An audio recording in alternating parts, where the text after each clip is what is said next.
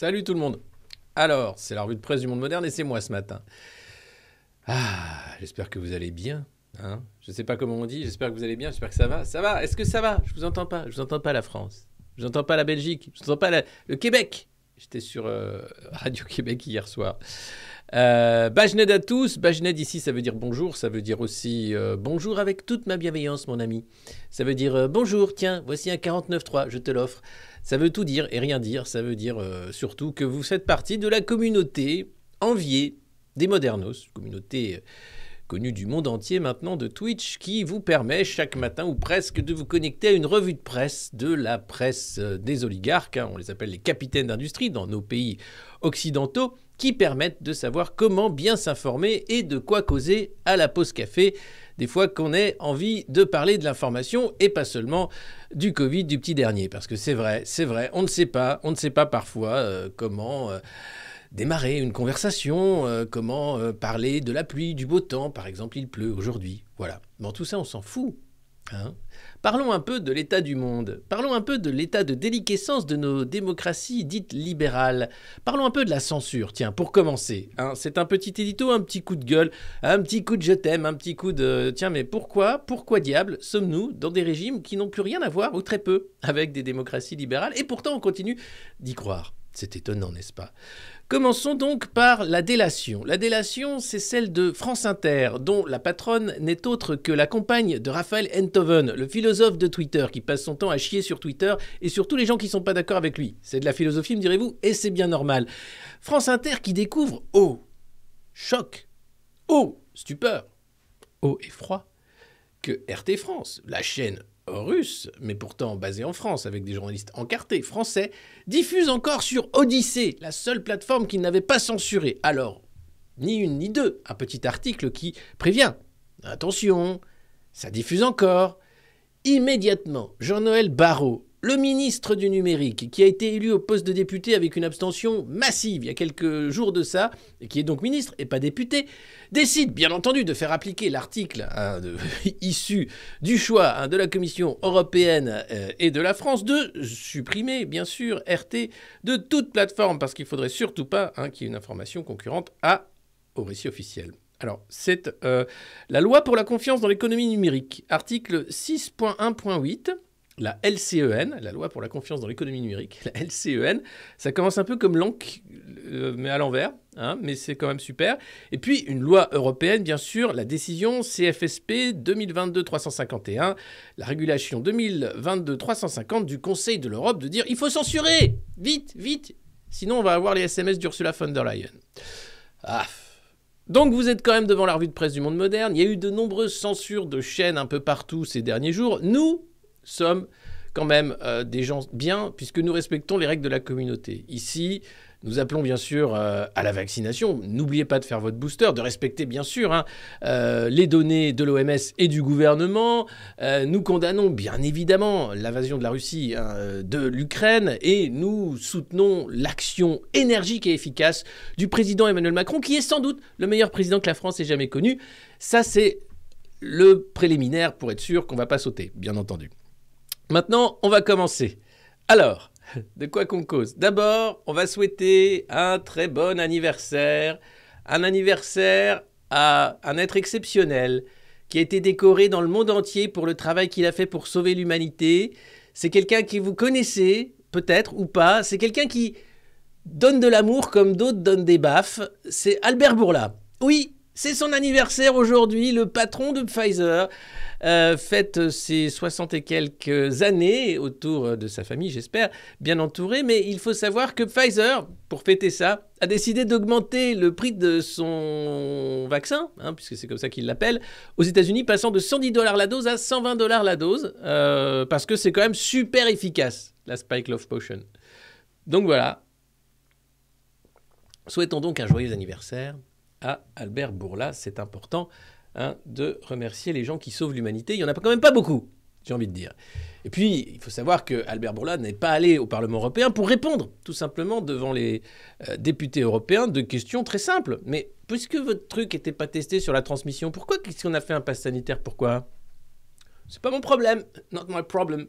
Bah alors vous les fact-checkers, pourquoi vous avez dit que c'était not my problem, passez à autre chose. Eh les gars, non, non, non, non, non, non, non, non. On va s'arrêter 5 minutes, on va réintégrer les soignants déjà suspendus. Ensuite, vous allez rembourser. Ensuite, on va parler du problème. Qu'est-ce que c'est que ce truc? Il y a une étude en double aveugle en fait sur ce que vous avez fait. Non, chut. On va se faire niquer encore. Non, non, bien sûr que tout ça est tout à fait juste. Mon Dieu, quel monde de merde. Dès que vous émettez le moindre soupçon sur la propagande officielle, vous passez pour un complotiste, conspirationniste. Dès que vous émettez aussi un soupçon sur la santé mentale de Klaus Schwab, qui quand même a des idées pour l'humanité qui sont pour le moins farfelues, hein, s'implanter une puce, enfin, mais qui a envie de faire ça, et pas une puce qui gratte, une puce électronique, bordel, là aussi vous passez pour complotiste. Dès que vous posez des questions légitimes, encore une fois, sur « y a quoi dedans, votre truc là, votre potion d'amour ?» Complotiste. Donc, nous ne posons pas des questions. Nous applaudissons des deux mains, nous acceptons, et nous sommes des vrais joyeux moutons heureux et conquis par ce monde qu'on nous offre sur un plateau. Alors, je vais commencer avec un extrait merveilleux. Un extrait formidable, si vous ne l'avez pas vu, c'est BFM, que j'appelle Télémouton, et enfin toutes les chaînes d'infos en continu qu'on peut maintenant appeler Télémouton, qui t'explique comment cuire tes pâtes en 2 minutes seulement.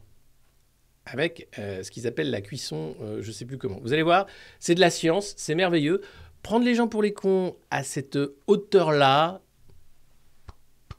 moi, j'ai pas d'autres mots. Je dis bravo, bravo. Il y a encore des annonceurs.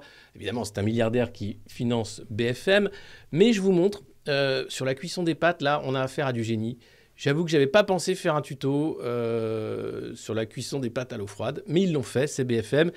Et alors, ce qui est génial quand même, c'est que les mecs t'expliquent qu'il faut quand même pas trop chauffer, hein, il faut chauffer les pâtes à l'eau froide, et dans le même temps, ils t'expliquent qu'il faut que tu achètes une voiture électrique. Mais tu dis, mais attendez, mais c'est complètement con votre truc, parce que d'un côté, je peux pas cuire mes pâtes, et de l'autre côté, il faut que je rachète une voiture, et en plus électrique, mais c'est un peu con votre truc, non? Non, c'est pour sauver la planète. Ah, d'accord, c'est étonnant tout de même. Allez, je vous mets le tuto, bon courage. Vous ne savez pas faire cuire vos pâtes. En tout cas, probablement pas avec la cuisson passive. C'est quoi? Eh ben, c'est une technique pour faire cuire ses pâtes en faisant bouillir l'eau seulement 2 minutes. Selon la marque Barilla, cette technique réduirait les émissions de CO2 de 80% par rapport à une cuisson traditionnelle. Mais surtout, ça permet de baisser sa consommation d'énergie, ce qui est une très bonne idée vu que les prix explosent en ce moment. En plus, c'est recommandé par le prix Nobel de physique italien, Giorgio Parisi. Ça, c'est la classe. Mais alors, comment ça marche? Petit tuto. Comme d'habitude, on fait bouillir l'eau.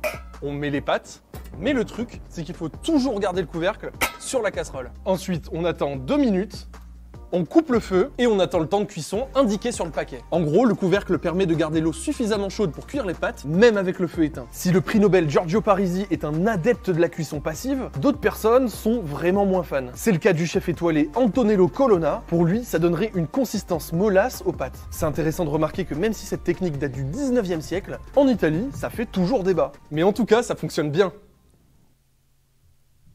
C'est affligeant. En fait, j'ai pas les mots, j'ai rien à ajouter, je crois que vous avez vu. Les mecs, donc on fait une infographie, le journaliste qui sort d'une bonne école de journalisme se dit « Tiens, je vais faire un truc sympa et marrant, tiens voilà », et on va se retrouver avec un truc, mais tu te dis « Mais c'est quoi ce bordel ?» C'est la télé, madame, c'est la télé française, c'est la télé, des chaînes d'infos en continu, vous savez. Ah, mais pour l'info, on va où? Bah, vous pouvez venir ici, au Monde Moderne, c'est plutôt pas mal. D'ailleurs, j'en profite puisque vous êtes là. N'hésitez pas à partager le lien de ce stream, à vous abonner, à hurler sur votre balcon en tapant sur des casseroles, à prendre les gens dans la rue et les secouer. Mais regardez la revue de presse du Monde Moderne, bordel, qu'est-ce que tu fais? Tu cuis encore tes pâtes? Hein, pendant 10 minutes, mais t'es pas malade? Mais tu veux quoi? Tu veux la faillite de l'économie française? Donc n'hésitez pas bien sûr à faire la promotion, le bouche à oreille fonctionne étonnamment et c'est quelque chose qui fait plaisir parfois de se retrouver devant la revue de presse du Monde Moderne, de commander son élastique à chibre. Bientôt les t-shirts arrivent, tout ce que vous voulez, tout ce que vous avez toujours voulu savoir sur la revue de presse du Monde Moderne, et bien tout ça est possible. Il suffit tout simplement de partager un peu cet amour, hein, cette dose d'amour que nous offrons chaque matin. Et puis vous baissez, vous décalez, vous éteignez. et vous cuisez pas les pâtes parce que ça sert à rien. J'avais promis un reportage sur les mamies tricoteuses en novembre. On l'a déjà eu sur TF1 apparemment au 13h. Alors elles tricotaient pas pour la nation, elles tricotent pour leur famille, mais je pense que bientôt on aura les tricoteuses de l'espoir, un truc du genre. On peut le lancer d'ailleurs avec vous si vous savez pas quoi faire. On peut faire les tricoteuses de l'espoir et on fait des pulls. Qu'est-ce qu'on pourrait mettre sur les pulls Va bien te faire enculer, je crois. C'est pas mal. Qu'est-ce que c'est alors, Josette, qu'est-ce qu'il y a écrit sur ce pull? Ils m'ont dit de mériter des slogans pour la sobriété énergétique. Ah oui, mais Josette, c'est pas écrit du tout je suis sobre, c'est écrit va bien te faire enculer sur le pull. Je sais pas, moi j'ai tricoté ce qui était écrit. Voilà, donc je pense qu'on va faire un pull un peu ordurier, parce que c'est vrai, j'ai du mal à retenir un peu les gros mots, tant on nous prend pour des idiots. Le carton, il fait son grand retour à la fois pour s'habiller, mais aussi pour habiter et pour manger. Maintenant, le carton est quelque chose qui va vous permettre d'avoir 3 repas équilibrés par jour, sans cuisson évidemment, avec des goûts qui peuvent aller du chewing-gum jusqu'au figolu. Tout ça est formidable, c'est pensé bien sûr par le gouvernement. Je mange du carton.gouv.fr. Et tout ça nous permettra peut-être de passer l'hiver 2024. En attendant, j'espère que vous regardez votre télé en carton. Putain, le futur quand même, la gueule du futur. Tu te dis, mais non, mais on a fait des trucs quand même formidables. Formidable. Bon, et puis vu que vous êtes là, que c'est le début et que je suis très énervé, je vais rajouter un petit truc dans l'énervement. Alors, c'est Christophe Barbier, l'éditorialiste à l'écharpe rouge. La voix du patron, la voix de son maître. Toujours du bon côté. Qui c'est qui a gagné les élections? Oh, c'est formidable. Moi, je suis tout à fait d'accord. Un peu zozauteur sur les bords. Christophe Barbier, aka, le mec, il a une marotte dans la vie, c'est il faut supprimer la 5e semaine de congé payé. Donc il est payé par le patronat pour rabâcher ça, année après année, en expliquant qu'il est très courageux, qu'il se fait beaucoup d'ennemis en racontant ça. Pas du tout, il a énormément d'amis très riches, il vit très bien, Christophe Barbier, en racontant de la merde. Et d'ailleurs, cette dernière sortie, et je ferai ensuite l'historique des sorties de Monsieur Barbier sur cette fameuse 5e semaine des congés payés, c'était dans C'est dans l'air ou c'est politique ou c'est de la merde, je sais plus le nom de l'émission exactement, mais voilà l'émission. Tiens, d'ailleurs, on devrait faire une émission C'est de la merde. On pourrait vraiment faire le zapping C'est de la merde avec le gros C de comme leur émission sur France 5. Allez, C'est de la merde, c'est avec Christophe Barbier, c'est gratuit, c'est cadeau. Si vous n'avez pas encore craché votre café, c'est fait. Question de René en Loire-Atlantique et il est technicien de surface, il nous le précise. Je suis obligé de manifester pour ma survie car je n'y arrive plus. Que faire d'autre? Manifester, c'est son droit de citoyen. Voter non seulement aux élections politiques, mais aussi aux élections professionnelles, c'est revitaliser cette vie syndicale. Ça ne va pas l'aider à boucler le fin de mois? Non, bien sûr. Et puis il y a autre chose aussi, qui se posera quand même crûment devant le nez des Français.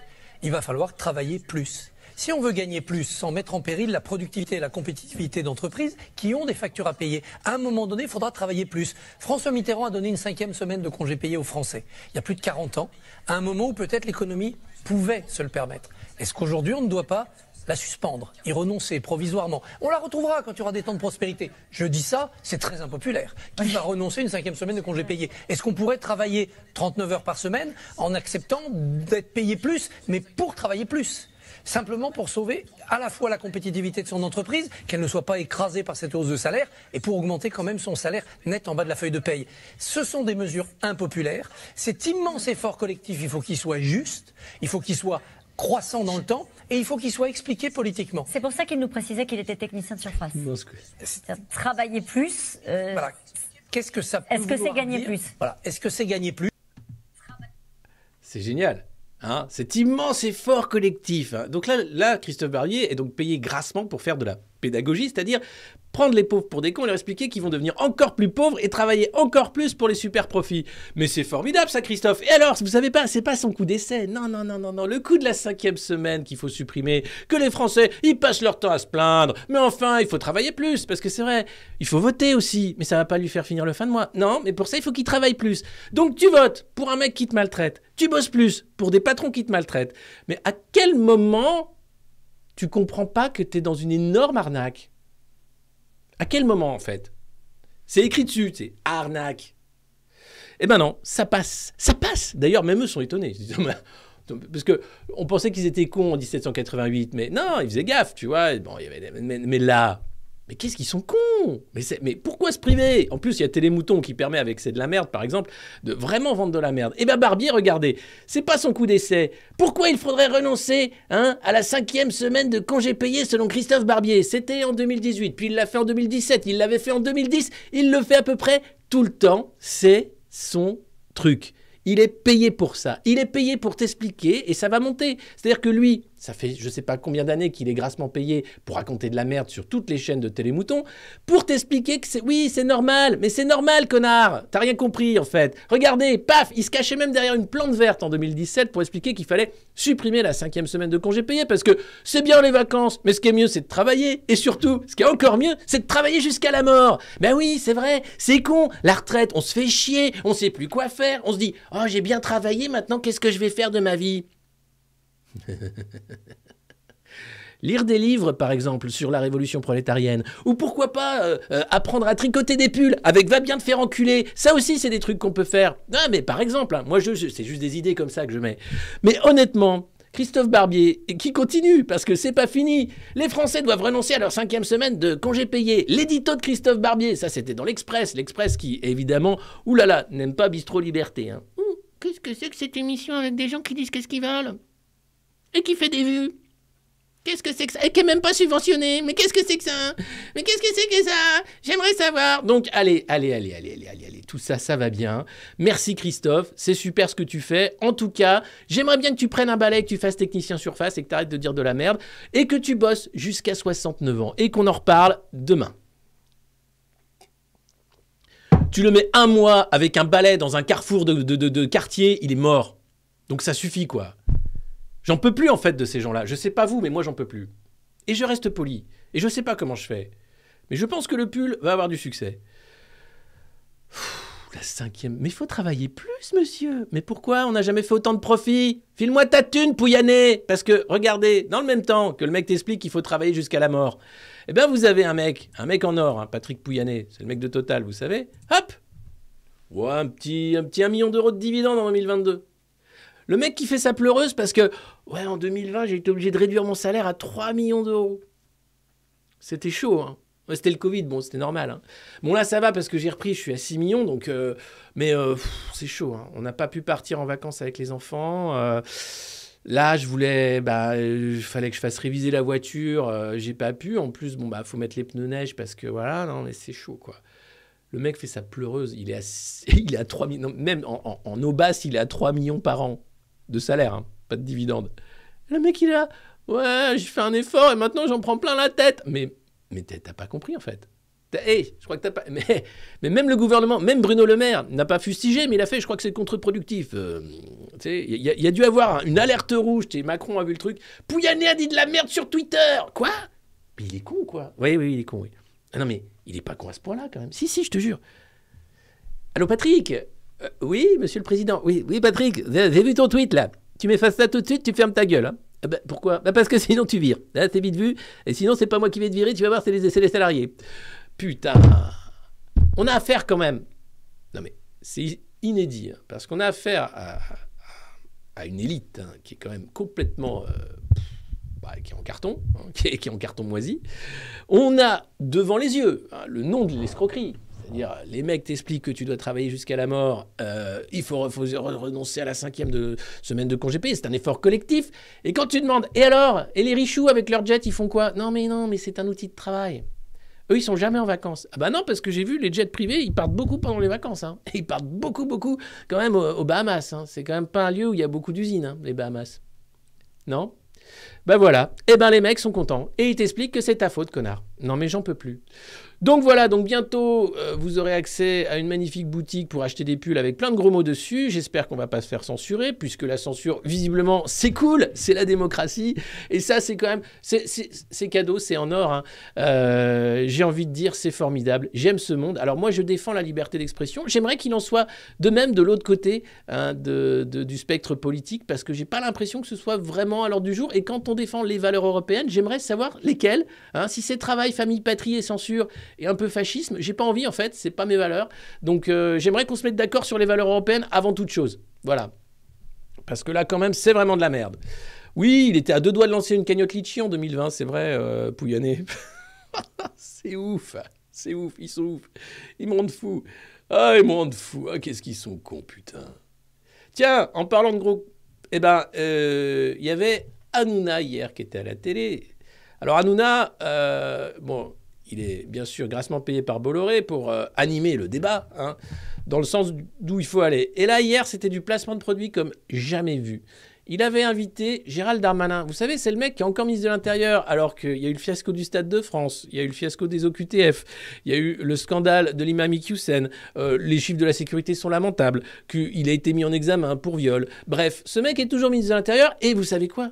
C'est un excellent ministre de l'Intérieur. Allez, je vous mets l'extrait d'Hanouna, parce que je sais que vous ne regardez pas, et vous allez voir, quand même, la psyop, parce que je n'ai pas d'autres mots, qu'étaient les moutons. Hein. C'est-à-dire les mecs arrivent à faire croire que Darmanin est un mec en or. Et bien ça, je tire mon chapeau. Allez, bravo. Permettez-moi de vous exprimer toute ma gratitude pour le travail que vous faites. Vous êtes un homme de terrain, vous l'avez montré pendant les vacances, alors que d'autres, pardonnez-moi de le dire, se doraient au soleil.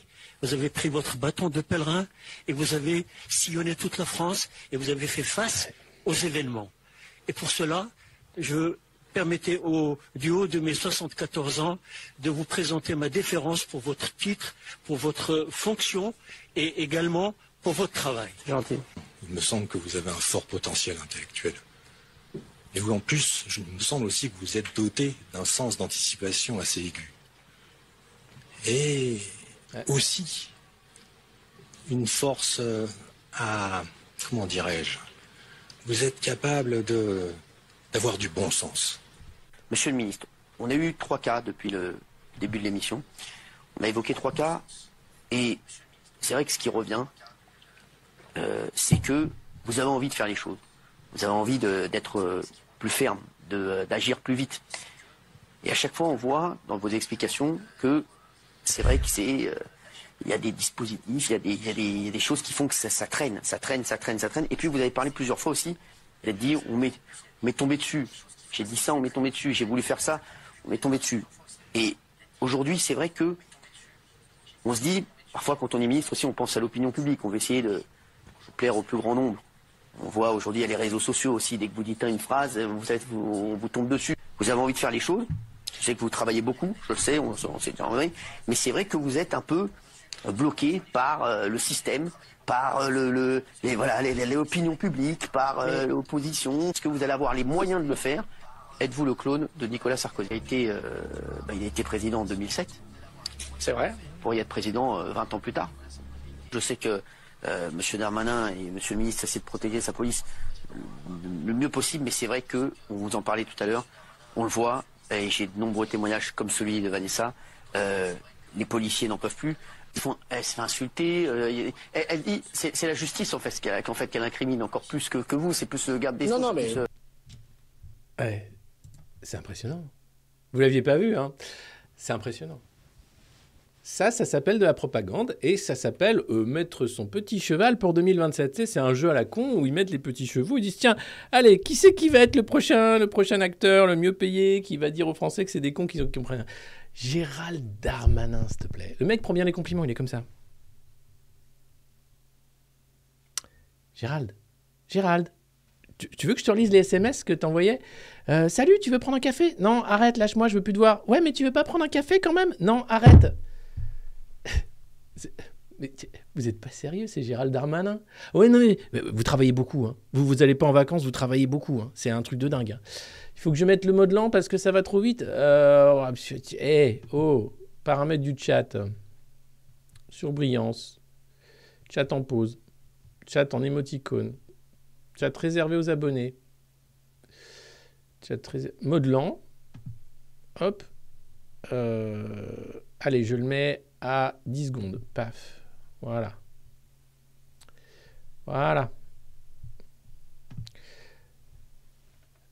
C'est impressionnant. Voilà. J'ai pas d'autres mots. Ça s'appelle Télémouton et c'est quotidien. une propagande débile à l'adresse de gens qui y croient malheureusement, parce qu'il y a des gens qui regardent ça premier degré. Mais quand vous commencez à comprendre cette mise en scène, parce que c'est du spectacle, ce jeu de faux semblants, pourquoi Gérald Darmanin, bon sang? Il y a un truc qui va pas, il y a un truc qui cloche. Bah ouais, il y a gravement un truc qui cloche. Et alors ce qui est drôle, c'est Gérald Darmanin, à l'époque où il était candidat, hein, enfin où il n'était pas dans le camp d'Emmanuel Macron, et voilà ce qu'il disait d'Emmanuel Macron. L'élection d'Emmanuel Macron précipiterait la France dans l'instabilité institutionnelle et conduira à l'éclatement de notre vie politique. Alors, dans ce vide, le populisme le plus abject, celui de Marine Le Pen, fera son lit. Je crois que c'est ça la fin de la citation, excusez-moi. Arrivera, pardon. Oui, fera son lit. C'est sur Darmanin non plus, il ne faut pas trop... Voilà. Donc, on a affaire quand même à des mecs qui sont là, hein, au niveau du foutage de gueule, qui continuent d'ailleurs, puisque ça passe. Pourquoi s'arrêter, bon sang, en si bon chemin? Et c'est affreux. Alors, il y a la pub. Alors, profitez-en, vu que c'est la pub, partagez le lien de cette revue de presse un peu partout.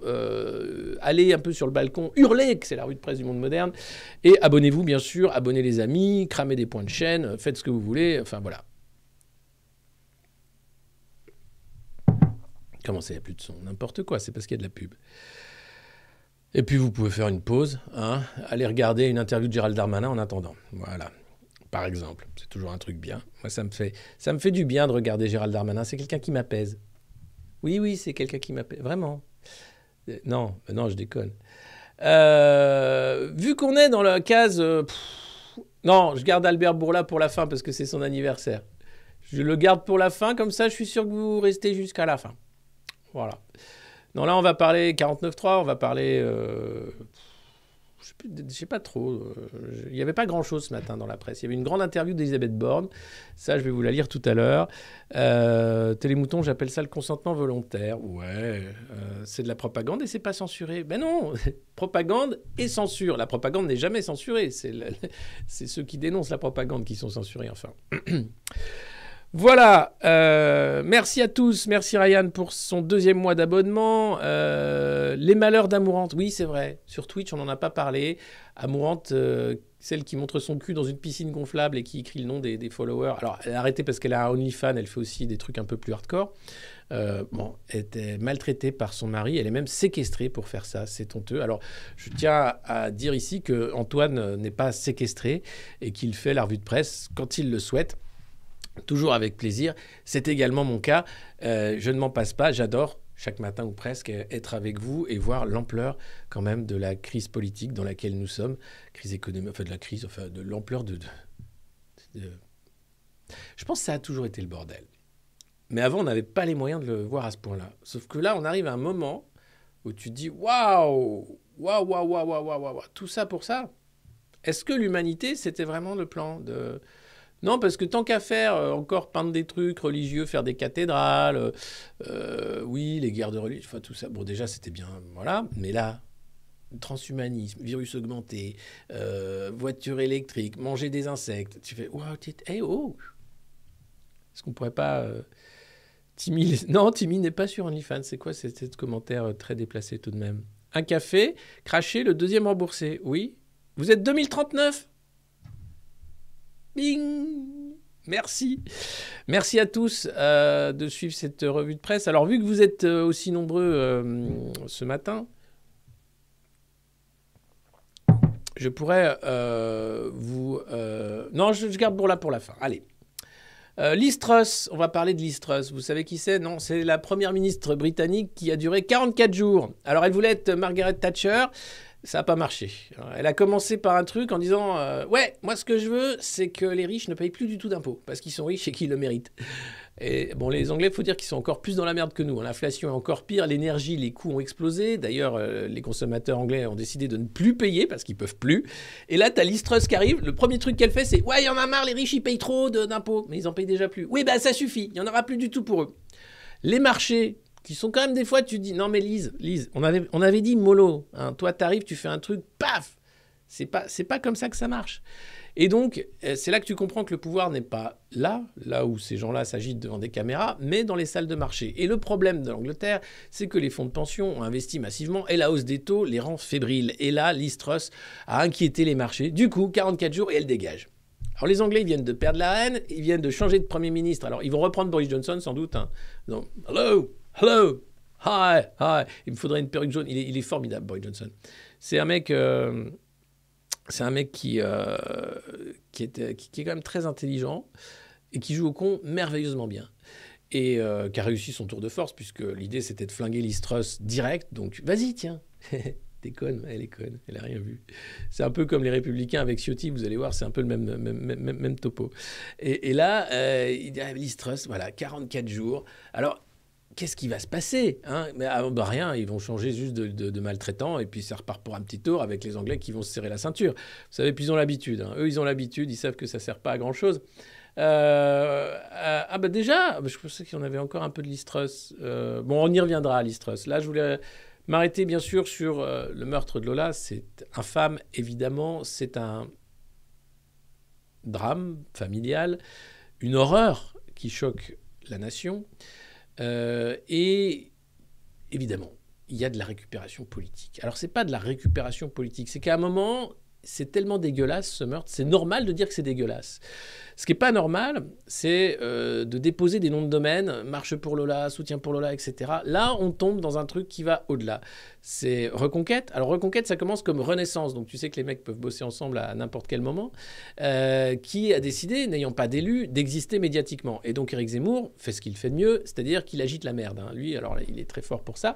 Et donc, il a décidé de dire, moi, je veux marcher, non pas pour la mémoire de cette jeune fille qui a été violée et sauvagement assassinée, non, pour dire que si sa meurtrière avait été française, j'aurais pas fait de marche. Non, ce qui m'énerve, c'est qu'elle est algérienne avec une OQTF. Donc il marche en fait pour dénoncer l'identité de la meurtrière.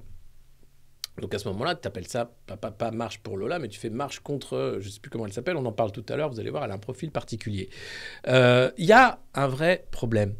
Et le pire que j'ai entendu, c'était à la radio, où Zemmour dit « Non, mais le deuil de la famille, ça va, il faut que la famille comprenne que ça les dépasse. » C'est pas possible de dire des choses pareilles. Même chez Reconquête, les mecs étaient géniaux en disant « Non, stop. On veut bien faire les caniveaux et tout, mais là, non, il faut respecter quand même le deuil de la famille. Quoi. On ne peut pas dire « Il faut que la famille comprenne, ça les dépasse. » Oui, d'accord, c'est un drame qui choque la nation. Mais tu ne peux pas dire « Il faut que la famille... » Enfin, tu ne peux pas dire des choses pareilles. Donc voilà, Dabia, oui voilà, immigrée algérienne sans papier, avec une OQTF au cul. Moi, ce qui me choque dans cette affaire, c'est que le gouvernement, dont la responsabilité est flagrante, Éric Dupond-Moretti est un ministre de la Justice mis en examen, Gérald Darmanin, le mec en or, incapable de faire respecter les OQTF puisqu'on manque de moyens, évidemment. Et ça, c'est pas lui qui va changer quoi que ce soit. Il est là pour entretenir le cirque médiatique. Et le gouvernement botte en touche et transforme le débat sur la sécurité et le massacre des enfants sur « c'est de la récupération politique, c'est dégueulasse ». Mais enfin, comment c'est possible ? Comment ce tour de passe-passe est possible ? Télémouton. Ah, j'avais oublié Télémouton. Ah, mais oui, c'est vrai, c'est bien foutu. Là, t'as 4 mecs sur un plateau qui sont en train de dire « Oh, mais c'est scandaleux, c'est vrai, cette récupération est scandaleuse. Mais tout est choquant, en fait. C'est quoi ce meurtre ? C'est quoi ce truc ? Parce que la meurtrière Dabia, l'Algérienne, qu'on nous a présentée comme une SDF, la voilà. C'est une TikTokeuse. Je suis persuadé qu'elle a pété les plombs à la mort de sa mère. Ben putain, si tout le monde pète les plombs comme ça à la mort de sa mère, non mais ça va pas la tête ? Alors, elle vivait, chez sa mère ou chez sa sœur, elle faisait des petits boulots, etc. Et tu la vois sur TikTok, elle n'a pas l'air du tout... c'est une pauvre fille quand il y en a plein sur TikTok, ou comme des pauvres mecs, hein, y a pas de... C'est juste dingue. Mais la sauvagerie avec laquelle elle a assassiné Lola, avec les marques, avec le machin, il n'y a rien qui va dans cette affaire, je suis désolé, il n'y a rien qui va. Donc on va pas en parler, pas comme ça, pas sur le fait... de débattre, mais il y a beaucoup trop de questions. Et la pauvre gamine, je ne sais pas quelle vie elle a eue, mais elle ne méritait pas ça. Et c'est scandaleux. Et tout dans cette affaire est scandaleux. Et je pense que c'est un condensé du monde de merde dans lequel on est projeté systématiquement, quoi. Une influenceuse TikTok qui massacre, pour un rite occulte, peut-être une jeune fille qui n'a rien demandé. Une enfant, 12 ans. Bordel.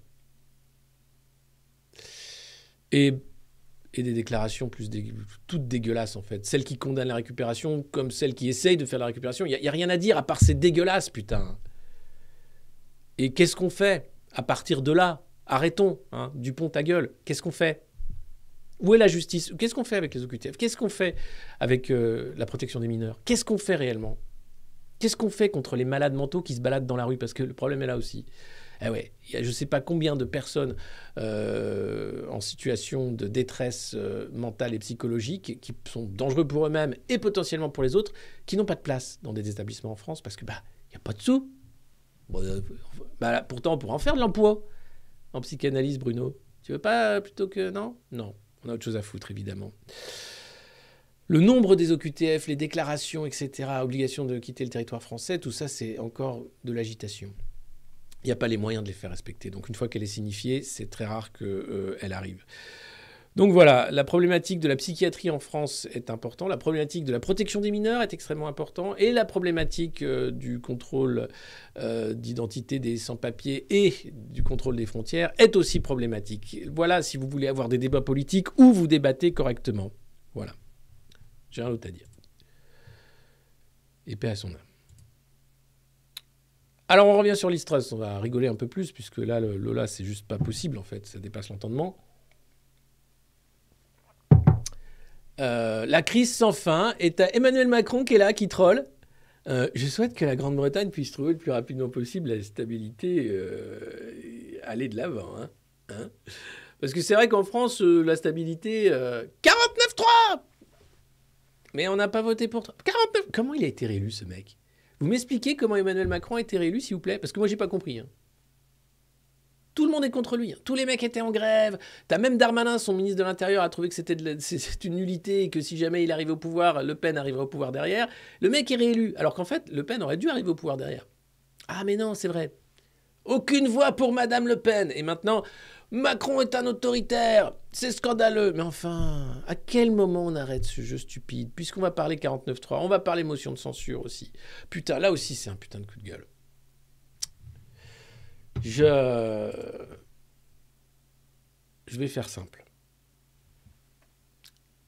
Nous sommes dans une démocratie libérale avec, bien sûr, l'idée d'élire des représentants du peuple. Démocratie représentative, donc. Donc, une fois de temps en temps, on nous demande de voter pour des gars qu'on dit « Tiens, vas-y, tu vas bien me défendre, toi. J'aime bien tes idées, toi. Tu vas me défendre, toi ?»« Ah, moi, bien sûr. J'ai à cœur de défendre la République française et l'intérêt des Français. » Bon, très bien. Alors, tiens, je te donne ma voix, hein, t'en fais pas n'importe quoi. Non, t'inquiète. Tiens, merci. Il faut savoir que une fois que tu as des élus, tu gagnes des sous. Ton parti est subventionné. C'est normal, c'est pour assurer la vie démocratique. Alors, plus tu as d'élus, plus tu as de sous. Par exemple, En Marche, ils avaient plein d'élus. Alors, ils n'avaient pas beaucoup d'électeurs, mais ils avaient plein d'élus. Et donc, ils avaient plein de sous. Ils en ont encore.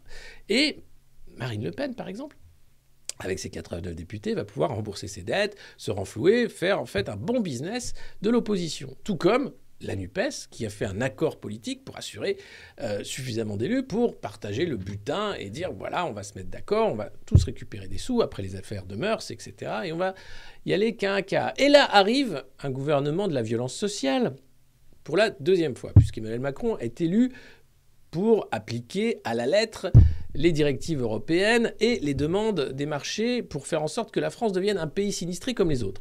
Donc, il fait ce pourquoi il est mandaté. Il flingue la sécu, il flingue la retraite, il flingue l'assurance chômage, il flingue généralement les droits du travail, les droits de grève, tous les droits finalement qui ont été chèrement acquis. C'est son boulot. Hein. Après, il y a des gens qui votent pour lui. Je ne sais pas quel est leur problème, ou ça câble pas, mais c'est son boulot. Et là, tu as donc le mec, ou la nana à qui t'a donné ta voix, hein. Tiens, je te donne ma voix, qui dit oui, je vais bien te défendre. Et arrive, bien sûr, le 49.3, avec on va faire passer toutes nos lois parce que vous avez bien discuté, ça sert à rien, vous êtes rentrés de vacances, vous avez fait le match de foot. Hein, j'espère que le genou de Julien Audoul va mieux, hein, puisque c'était le match de foot des parlementaires. Julien Audoul s'est fait mal tout seul au genou, et bon, il est en convalescence. Voilà, donc vous êtes revenus de vacances, vous avez joué au foot, enfin, très bien. Et maintenant, vous avez bien discuté. Bon, maintenant, on va voter le budget parce que sinon, on ne peut rien faire. Motion de censure. Ah oui, mais moi, je fais la mienne. Oui, mais moi aussi, je fais la mienne. Moi, jamais je voterai pour la tienne. Mais moi non plus. C'est bien foutu. J'ai rien à faire avec ces gens-là. Jamais pactisé avec le Rassemblement national. Jamais pactisé avec la France insoumise. Et puis, vous avez au milieu les LR qui savent plus où ils sont, qui se disent, combien il nous reste de députés, nous? 12? 24? Bon, ne bouge pas une oreille. Ne bouge pas une oreille. Des fois que Macron fasse une dissolution, on n'est pas dans la merde. Et là, personne ne bouge. Et tout le monde fait du spectacle. Avec la motion de censure qui est donc sûre de ne pas passer.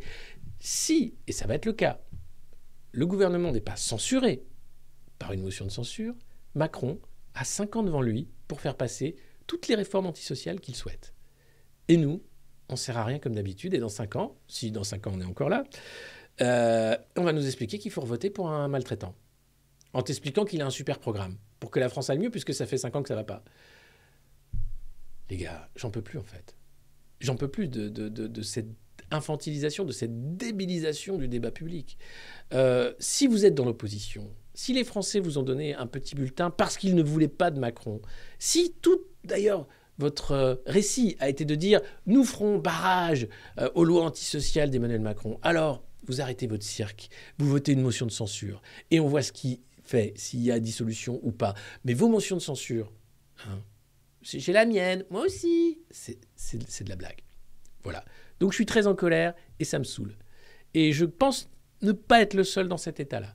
Et si vous voulez dégoûter de l'agenda politique, continuez parce que ça marche très bien. Voilà. C'était mon coup de gueule. Mais ils font un super boulot à côté de ça. Ouais, ça discute. Oh non, mais ce serait bien de taxer les riches. Oh, mais non, mais si, mais non, mais si. Bon, alors si, mais on fait semblant. D'accord. Dammit.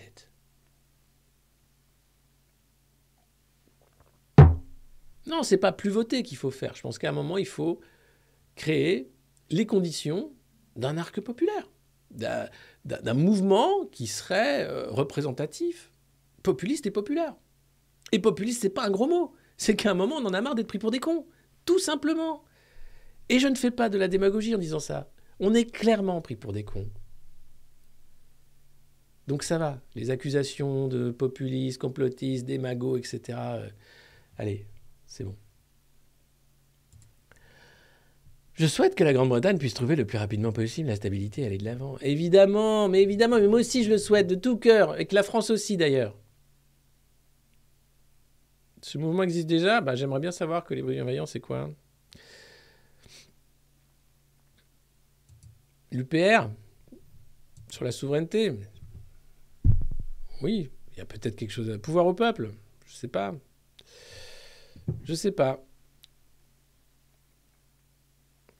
Démocratie directe. Voilà, la crise financière, le risque de contagion. Alors, vous expliquez que c'est les marchés qui ont viré Liz Truss, tout simplement parce que, voilà, non, elle n'était pas fiable. Elle n'était pas fiable. Pas fiable, Liz Truss. Attendez, il faut que je trouve l'article. Oh là là, c'est où? Ça doit être là. J'y suis presque, hein. Excusez-moi. Voilà, les bond vigilantes sont de retour. Ces justiciers autoproclamés des marchés obligataires sont capables, comme on vient de le voir au Royaume-Uni, de mettre par terre un gouvernement. Eh ouais, c'est eux qui décident. Donc tu peux voter tant que tu veux. Hein. Tu auras les clowns qui s'amusent avec le 49.3, les motions de censure, les machins, les trucs, mais c'est pas eux qui décident. C'est les bond vigilantes. C'est les Batman de la finance. Les mecs qui sont dans la Batcave, ils regardent combien ils sont assis sur 2 milliards de dollars et où est-ce qu'ils pourraient aller foutre un peu la merde. Et là, ils ont dit, oh non, mais elle est dangereuse, elle. Et oui, Liz Truss est victime de sa propre idéologie. Un peu comme Macron, mais ça passe. Ça passe! Ah oui. Un peu comme l'Europe aussi, avec les sanctions, tout ça, c'est... Non, on n'est pas victime... Pardon, excusez-moi. Et oui, donc son chancelier de l'échiquier, Kwasi Kwarteng, hein, qui était alors là, le mec qui sortait des tonnes, etc., formidable, qu'elle avait dû remercier il y a une semaine, tempête sur les marchés financiers, 45 milliards de livres de baisse d'impôts sans prendre en compte l'impact sur les finances publiques. Il y a encore l'État, tu sais, des fois, ils disent, non mais les gens sont pas prêts à l'anarchie, en fait. Ça va au Liban, en Libye, en Syrie. Un micro-État qui gère des guerres civiles localisées, pourquoi pas. Mais en Europe, les gens ne sont pas encore prêts. Bon. Alors, ils ont essayé de tout faire. Et donc, voilà. Un nouveau gouvernement est attendu. Si ça s'est passé au Royaume-Uni, ça peut se passer dans n'importe quelle économie. Juge Antonio Cavarero, responsable des investissements chez Generali, qui voit la consécration du retour des bond vigilance endormis par 15 ans de taux planchers et de liquidités illimitées. C'est tout simplement le choix de la Banque Centrale Européenne et de la Fed d'augmenter les taux qui ont réveillé les bond vigilance, c'est-à-dire ceux qui donnent les ordres, ceux qui décident, ceux qui ont le pouvoir, ceux qui t'emmerdent. Et c'est bien foutu parce que même eux, les young leaders, ceux qui sont élus, enfin ceux qui sont choisis, ceux qui sont là pour faire un peu les marionnettes, quand ils décident un peu de faire de politique, tout de suite, t'as le bond vigilance qui arrive, qui fait « Oh, t'arrêtes là ? Tu t'es pris pour qui là ? Il est con, lui, il y croit, il veut faire une politique idéologique. Crache la thune et ta gueule. Et dis-leur de travailler plus à tes gonzes, parce qu'on les connaît. Hein. Oh, on veut le chômage, on veut la retraite. Dis-leur de bosser plus. On a besoin de beaucoup de sous. La World Company veille sur vous, les amis. Et c'est bien foutu. Ça veille bien sur nous. On n'a rien à dire. De temps en temps, on vote. Et puis après, on voit bien que ça ne sert à pas. C'est pas qu'on y croyait. Mais bon, on aurait aimé. Ne serait-ce que quelques semaines, quelques années. Mitterrand, ça a duré 2 ans, hein, la politique de gauche. Avant que les bandes vigilance arrivent et disent « Oh, hé, t'arrêtes ?» Pardon, excusez-moi. Je suis vraiment désolé. Je fais ça pour déconner, et puis on s'est bien marré. Donc voilà, c'est quand même assez dingue.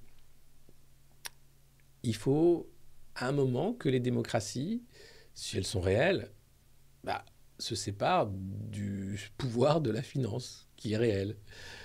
Ou du moins le limite, par des lois, par exemple, par des contre-pouvoirs. Mais au pouvoir de l'argent, vous pouvez rien opposer. L'argent décide de tout.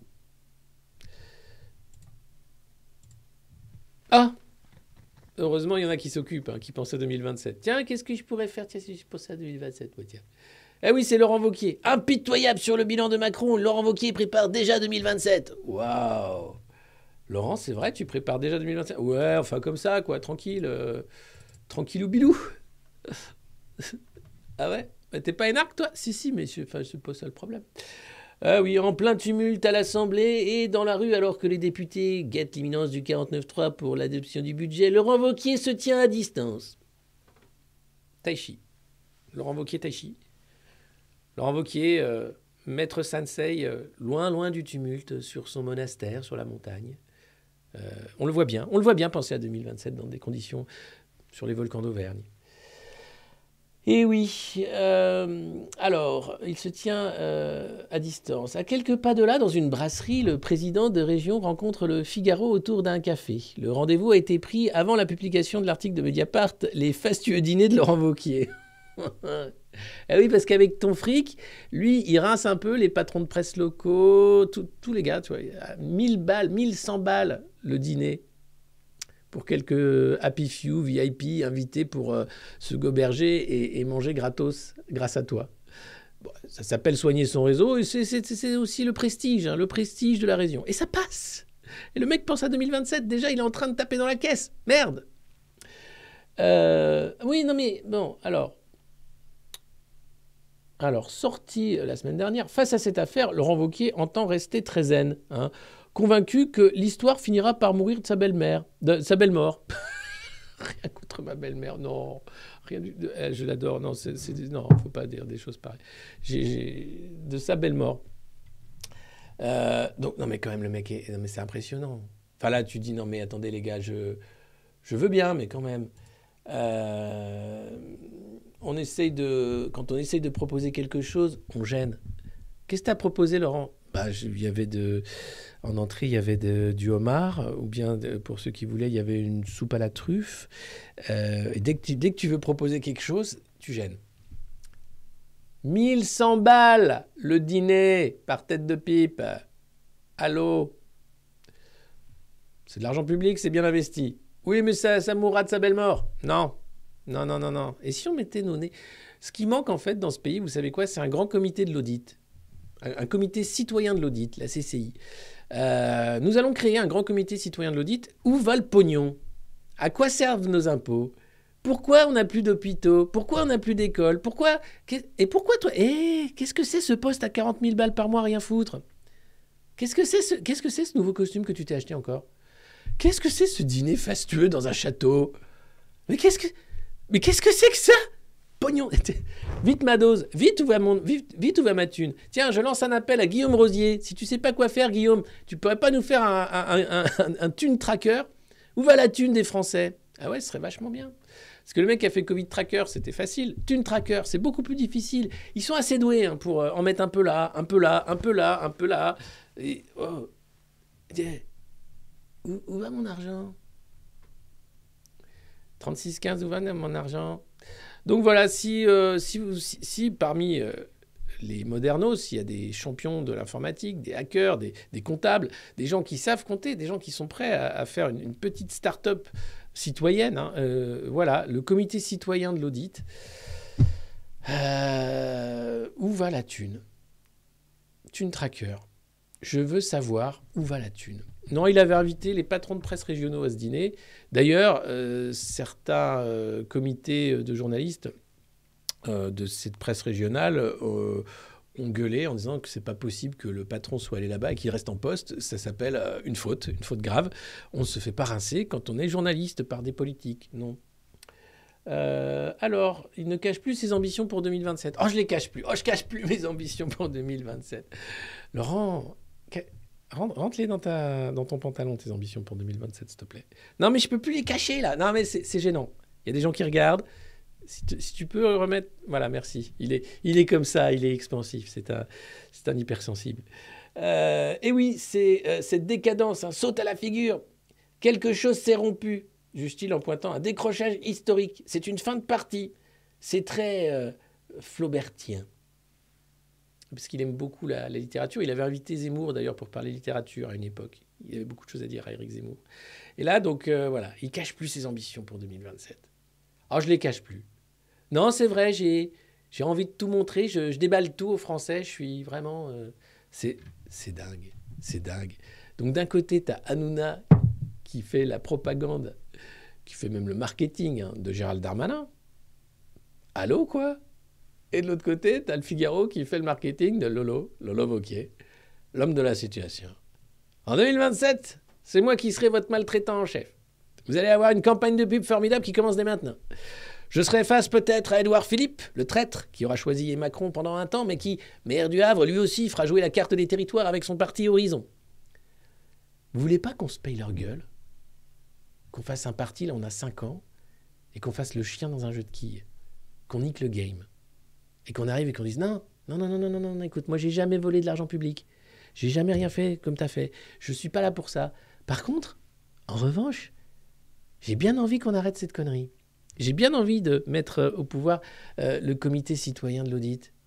J'ai bien envie qu'on récupère l'argent. J'ai bien envie. Allez, on fait ça. On le refait. Pas à la Coluche, pour de vrai.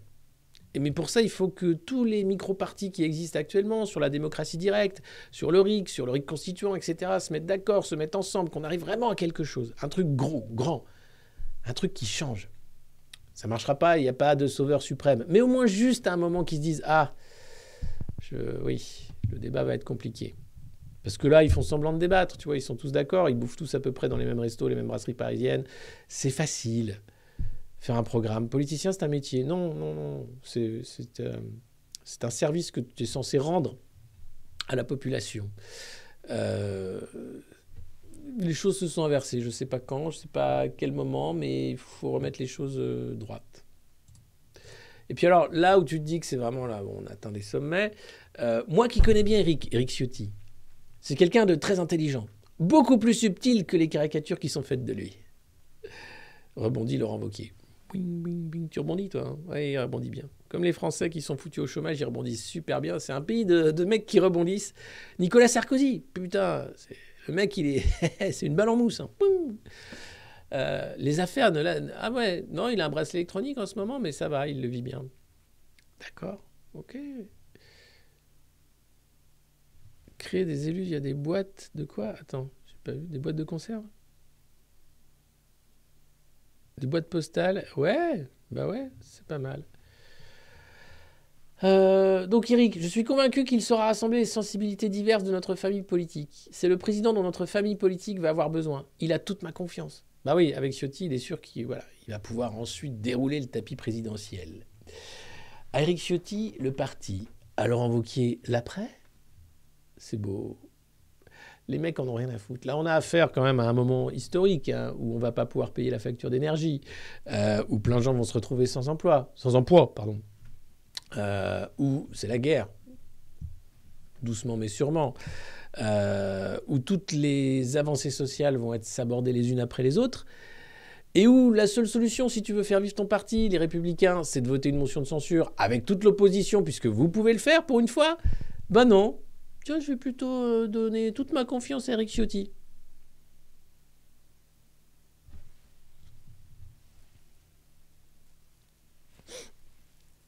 Laurent?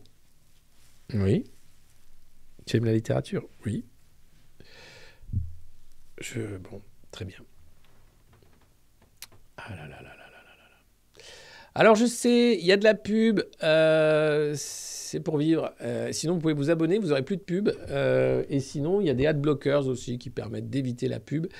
Et puis, il y a les rediffusions sur YouTube où la pub, c'est pas au même moment, je crois. Donc voilà, je suis désolé, c'est Twitch. Je vais limiter davantage les pubs parce que c'est évidemment très très ennuyeux. Moi-même, je n'aime pas la publicité. D'ailleurs, je ne sais même pas quelle publicité ils mettent en fait. Alors, tiens, je vais maintenant... Stop pub. Hop, merci. J'ai suspendu les annonces. Voilà. N'hésitez pas à vous abonner en tout cas. N'hésitez pas à partager le lien de cette revue de presse. N'hésitez pas à crier votre soutien également. Le bouche-oreille fonctionne. C'est merveilleux. Et puis, n'hésitez pas à me remonter toutes les bonnes idées que vous auriez pour qu'on puisse reprendre le pouvoir parce que ça commence à devenir urgent. Énergie, les 27 tentent de sortir de l'impasse dans laquelle ils se sont mis lors d'un nouveau sommet. Les mecs créent les problèmes pour ensuite essayer de dire que c'est eux qui résolvent les problèmes. Ok, et ça nous coûte cher. Hein. Globalement, il nous coûte très très cher. Le côté de dire non, mais ça coûte pas cher la démocratie. Bon, ça dépend. Hein. Quand même, c'est Emmanuel Vargon, l'ancienne ministre, qui a été recasé hein, à la commission indépendante de l'énergie, de régulation de l'énergie. 14 000 balles par mois pour qu'on paye l'électricité et le gaz comme jamais. Est-ce bien utile? Est-ce bien raisonnable? J'ai ma réponse, évidemment. Et vous aussi, d'ailleurs, je pense. Donc là, bon, ils sont 27 hein, à se dire, bon, alors, on a bien foutu l'économie russe à genoux. Hein. Qu'est-ce qu'on fait maintenant? Ben, on évite la faillite. De quoi? De la Russie? Non, la nôtre, connard. Les Allemands sont très, très en colère. Alors, le problème, c'est que les Allemands, en fait, dépendaient vraiment du gaz russe. Hein. Et là, ils sont obligés, les valeurs européennes, tout ça, les Américains qui disent « Ah, non, mais tu fais ça, t'es mort. J'achète plus une de tes bagnoles. » Ah, mais d'accord. Bon, ben alors oui, on va soutenir les valeurs européennes, alors oui. Sauf que, il faut nous aider. Non, tu vas acheter notre gaz liquéfié, une fortune. Hein, tu vas rouvrir tes centrales à charbon et tu vas continuer d'expliquer aux gens qu'il faut sauver la planète. Et puis tes Groenen, là, tes verts, là, tu leur dis de fermer leur gueule. Et tu t'essuies sur leur gueule comme un paillasson. T'es content? Oui. Et tu fais quoi? Tu veux faire un plan pour sauver les... Oui, à 200 milliards de dettes sur les marchés? Oui, mais ça, tu respectes pas la solidarité européenne. C'est pas sympa, ça. Non, parce que Macron, c'était dans les Échos il y a quelques jours, t'explique qu'en tant que président de la République, il ne soutient pas vraiment les politiques nationales. Hein, parce que c'est vraiment pas dans le sens de la solidarité européenne. Donc le mec est président de la République française, il n'aime pas de faire des politiques nationales. Bon, déjà, rien que ça, bon, rien que ça, là, il y a un truc qui va pas, les gars. Tu sais que le mec, il n'est pas fait pour le job. Il continue, et là, il veut se mettre copain avec Olaf Scholz, qui a dit non, mais je veux pas parler à l'autre, il m'énerve. De toute façon, c'est le couple franco-allemand. Hein, c'est toujours pareil. La France qui est là, bon, nous on joue le jeu, hein, on vous envoie du gaz et tout, et vous, je vois bien que vous voulez pas jouer le jeu. Mais on n'a jamais joué le jeu du con. Oh, mais que ça peut pas marcher comme ça. Donc il y a un petit sommet après qui va arriver gentiment. Olaf Scholz va venir à Paris hein, discuter avec Manu. Petit dîner comme d'habitude. C'est des mecs qui bossent en mangeant. Quand toi tu manges du carton et quand tu as le droit de faire une pause pour manger ton carton, puisque bon, voilà. C'est sûr que c'est des métiers que tu peux faire jusqu'à 90 ans. Hein. Globalement, ça va. Hein. Mais là, le couple franco-allemand, je pense que c'est la fin. Cette crise du gaz va précipiter les choses. Alors, ils vont rabibocher, ils vont faire des déclarations de principe, mais en réalité, quand on va demander de l'électricité parce qu'on n'en a plus cet hiver, les Allemands vont dire « Ah non, mais on aimerait vraiment, hein, mais c'est super tendu. Pour nous, demandez plutôt aux Espagnols. » Alors du coup, on s'est mis d'accord avec les Espagnols pour faire des corridors hein, d'énergie verte. Peut-être qu'on aura un peu d'électricité, je crois. Mais c'est d'une tristesse. C'est d'une... Mais tant qu'on laisse faire, en fait, pourquoi ils se priveraient, les mecs qui sont là, bon, avec des auteurs premiers qui t'expliquent que c'est super. D'ailleurs, je rappelle qu'ici, nous soutenons fermement l'action énergique d'Emmanuel Macron et sa politique de progrès, sans laquelle la France serait dans un chaos total. Ah là là. Arnaque, les EHPAD épinglés par la répression des fraudes. Non. Non. Si. Une enquête révèle que plus d'un établissement privé sur 2 a des pratiques abusives ou trompeuses. Non. Je croyais qu'il n'y avait que Corian et l'autre groupe de merde, où ils ont mis le mec de la SNCF à la tête pour après dire que ça allait mieux. Un établissement sur 2 ? Non. Moi qui croyais que c'était des gens qui étaient là pour aider nos aînés, qu'ils les traitaient bien. Bah ouais. Non, parce que quand ils te font visiter la salle de yoga, en fait, t'as juste un vieux tapis qui sent des pieds posés par terre et la salle n'est jamais ouverte. Et après, ils t'expliquent, bon, c'est des vieux, ils ont mal au dos. Et globalement, les gens en EHPAD passent leur temps dans leur chambre à regarder Télémouton. Ouais. Quand ils sont pas maltraités. Tiens, mange ton yaourt. J'ai pas faim. Mange ton yaourt, je te dis. De toute façon, t'auras que ça. C'est de la maltraitance. Quoi, il parle encore ? Allez, bâillonne-le. Non, mais c'est formidable. Des pratiques abusives. Ce monde est dégueulasse. On a tout fait pour que tout soit centré autour de la thune. De l'enfance, c'est simple, hein, de la maternité au cercueil, c'est une question de thune. Combien tu vas rapporter aux mecs qui veulent faire de la thune ? À peine tu nais, déjà, t'as tous les mecs qui vendent des couches cancérigènes qui sont là pour te dire « Tiens, c'est super, jeune maman, ah, tu veux du lait tout machin, du... » Paf, t'as déjà un pack payé par les marketeurs pour te dire « Tiens, ton gamin vaut tant. » Ah. Et quand t'arrive l'heure de l'enterrement, c'est « Bon, bah oui, on fait pas encore de cercueil en carton parce que bon, si on les brûle, après, ça fait des émanations toxiques. Donc oui, il faut prendre un cercueil en bois. » Mais ça n'a aucun sens puisqu'on va le brûler. C'est pas du tout rapport avec sauver la planète, tout ça. Oui, non, mais vous comprenez, c'est un petit modèle. Et puis, bon, faut payer la taxe. Encore ? Ah bah oui. On peut pas partir sans payer de taxe ? Ah bah non, ouais. Hop. Ils croyaient partir sans payer. T'es con ou quoi ? Donc quand c'est pas l'État, c'est les mecs qui veulent te... Non mais... Voilà. Donc tant que t'es encore en vie, tu peux encore cracher un peu de thunes. Hein. Mais oui, bien sûr qu'on a on a les meilleurs yaourts. Hein. Tiens, mange ton yaourt. Il a encore craché dedans. Bah oui, ça fait des protéines. C'est monstrueux. Ce monde est dégueulasse. Mais on n'a rien trouvé de mieux. C'est vrai. Ah là là, les centres aérés, bien sûr, les écoles dégueulasses. Voilà. Et pendant que les 27 se mettent d'accord sur comment régler les problèmes qu'ils ont créés, des cargos remplis de gaz sont bloqués dans les eaux espagnoles. Ah, qu'est-ce qui s'est passé ? En fait, les gens, ils ont trop bien obéi. Et 8 méthaniers sont ancrés en baie de Cadix. Et presque 30 autres font des ronds dans l'eau. Alors c'est pratique, hein, ça permet de polluer encore un peu plus. En attendant de savoir où décharger leur cargaison, alors que les réserves de nombreux pays d'Europe sont quasi pleines. Et oui, on a fait les écureuils, on a plein de gaz, on est prêt pour l'hiver, on peut faire la guerre jusqu'au bout. Oui, la situation est inédite, pour le moins paradoxale, en cette période de crise énergétique où les menaces sur l'approvisionnement en gaz russe ont convaincu une grande partie du monde de trouver des sources alternatives. Alors, j'aime bien les menaces sur l'approvisionnement en gaz russe. Qui a fait péter Nord Stream ? Oh ? Allô ? Qui a fait péter Nord Stream, s'il vous plaît ? La Suède, dis-nous si tu sais. Ils n'ont pas le droit de dire. Non, ils ont dit que c'était... Ils ne pouvaient pas. Mais moi, j'aimerais bien savoir qui a fait péter Nord Stream. Juste pour qu'on rigole. L'agence Reuters, qui cite des traders, des analystes et des sources dans les terminaux gaziers, a dénombré plus de 35 navires chargés de gaz naturel liquéfié qui dérivent autour de l'Espagne et en Méditerranée. Enagas, l'opérateur du système gazier espagnol, publiait une note expliquant que la faible demande actuelle, causée par le redout des températures et la moindre consommation de l'industrie, hein, qui du coup est sobre, hein, du coup ils obéissent, donc c'est mal, qu'est-ce qu'on fait alors? Effrayé par l'envolée des prix, bien sûr, avec le taux de remplissage à 93% pour les capacités européennes. Donc c'est une bonne nouvelle. On a fait le plein de gaz et en plus on arrête d'en consommer puisqu'on fait cuire les pâtes en 2 minutes seulement. Donc les mecs sont là, mais prenez notre bon gaz naturel liquéfié, comment on va faire si vous faites cuire vos pâtes en 2 minutes seulement? Qu'est-ce que c'est que cette affaire? Certains analystes estiment que des dizaines de méthaniers attendent désespérément le feu vert de l'Espagne pour décharger la cargaison et reprendre le large.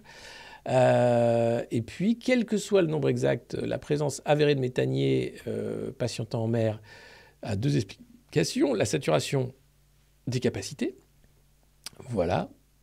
Et de l'autre, la spéculation des traders qui achètent du GNL avant d'avoir décidé à quel pays le vendre. Voilà. C'est vraiment un monde de cons, géré par des cons. Tiens, si je spéculais sur le gaz, comme ça je fais des gros bateaux qui tournent. Et pendant ce temps-là, t'as les mecs qui disent « Non mais faut sauver la planète. Hein. » Ouais, mangeons les traders. Peut-être qu'on va sauver la planète comme ça. Arrêtons l'usure. Ah non, le super profit. Non, mais non. Fais cuire tes pâtes en 2 minutes, tais-toi. Pardon, excusez-moi, j'avais des idées. En France, on n'a pas de pétrole, mais on fait cuire nos pâtes en 2 minutes. C'est quoi ce slogan de merde? Non, mais c'est parce qu'on n'a plus d'idées, en fait. Ah oui, d'accord, j'ai compris.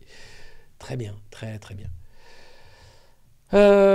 Et puis, il n'est pas exclu que certains navires quittent et le gaz se monnaie à 33 € le mégawattheure, alors qu'au Japon, la cargaison peut être vendue le triple, à 106 €. Donc, ils repartent, ils font le tour du monde pour voir qui veut mon gaz. Qui veut mon gaz? C'est génial. Et toi, on te dit, fais cuire tes pâtes en 2 minutes, stop. Je vais te les faire cuire les pâtes. Oh putain, je vais te les faire cuire les pâtes. En 2 minutes, mais tu as ça. Bon, alors, image paradoxale de ces embarcations pleines de gaz à ras-bord et qui narguent les Européens inquiets de savoir comment se chauffer ou faire tourner leurs usines. L'Espagne, forte de ses capacités de stockage et de régasification les plus importantes de l'Union européenne, avec 6 terminaux, se présente comme une partie de la solution à la crise du gaz. Mais on a atteint les limites. La solution, plaide Madrid, passe par un meilleur réseau d'interconnexion. Cela permettrait de satisfaire les pays les moins bien fournis et de libérer de la place dans les réserves espagnoles pour les cargaisons de méthaniers à la dérive. Après des mois de conflits sur le projet controversé du gazoduc MidCat, la France, l'Espagne et le Portugal ont annoncé jeudi avoir trouvé un accord. Ah oui, encore un gazoduc, cette fois-ci du Sud. À Bruxelles, au sommet européen, ils se sont mis d'accord. Voilà, pour le remplacer par un pipeline sous-marin entre Barcelone et Marseille destiné à acheminer du gaz, puis de l'hydrogène vert. Voilà, c'est formidable, non? Eh ben ouais. Pour se faire cuire le cul, il faut du gaz. Et là, on en a un paquet. Et on a quand même des champions du gaz. Allez, puisque vous êtes encore là et nombreux, et que vous aimez décidément les nouvelles qui font mal, je vais vous faire lecture des morceaux choisis de l'interview d'Elisabeth Borne à Libération. Vivre mieux demain, le pari écolo d'Elisabeth Borne. Alors, il faut savoir en ce moment que Libération cherche à faire mon portrait et je vais... pas pour la 4e page, hein, ce sera un portrait genre Poulain le conspi, Poulain le rouge-brun, Poulain machin. J'attends de voir. Je vois le titre, hein, en rouge et brun. J'imagine... j'ai hâte de les rencontrer. Je les vois la semaine prochaine. Ça risque d'être magnifique. Puisque, qu'est-ce que c'est que ce zigoto qui fait une revue de presse tous les matins? Qu'est-ce que c'est que ça? Qu'est-ce que c'est que ce machin? Poulain machin, Poulain gna. Donc on verra. Mais j'ai hâte. Oh mon Dieu, enregistre, bien sûr. C'est le premier truc. Tiens, avant qu'on commence, je vais mettre mon truc en mode j'enregistre. Voilà, merci. Est-ce qu'on reprend des frites? Non, tu veux un café? Bon, on va voir. Ça va être drôle. J'ai parlé en intro, bien sûr, de RT France censuré sur Odyssée et du formidable travail de délation de France Inter, dont la présidente n'est autre que la compagne de Raphaël Enthoven, le philosophe de Twitter. Ouais, c'est pas une blague, vous vivez vraiment dans ce monde-là. Alors, vivre mieux demain, le pari écolo d'Elisabeth Borne. Et si on vivait mieux demain? On dirait un slogan. Ils ne font plus que du slogan. C'est-à-dire qu'ils ne font plus de politique, puisqu'ils ne peuvent pas. C'est les marchés qui décident. Hein. Les bandes vigilantes, les Batman traders de la finance cachés dans leur Batcave où ils crachent des milliards, eux, ils passent leur temps à faire du slogan. Sur la transition écologique, je ne veux pas stigmatiser les Français. Je ne veux pas stigmatiser les Français. C'est pas toi, c'est pas ton président qui voulait emmerder les non-vaccinés. Ces salopards qui diffusaient le Covid à tout le monde alors que tu te protèges des formes graves. N'importe quoi. Hein? Si. Transport, logement, consommation, biodiversité, avec France Nation Verte. C'est le nouveau slogan. France Nation Verte. Outil de planification du gouvernement lancé ce vendredi. C'est aujourd'hui qu'il lance France Nation Verte. FNV. Moi, j'aimerais bien lancer plutôt le comité citoyen de l'audit de Thune Tracker. C'est ça qu'il faut lancer, les gars. On s'en fout de France Nation Verte. C'est encore un truc pour occuper les gueux. La première ministre entend répondre à la crise écologique. Attends, la vache! J'ai envie de répondre à la crise écologique avec un grand plan de planification qui s'appelle France Nation Verte. Tu crois que ça va passer? Mais ça passe! Je suis fatigué. Je vous cache pas que je suis très fatigué. Si elle se veut optimiste, elle appelle à la mobilisation de tous pour atteindre l'objectif de la neutralité carbone en 2050.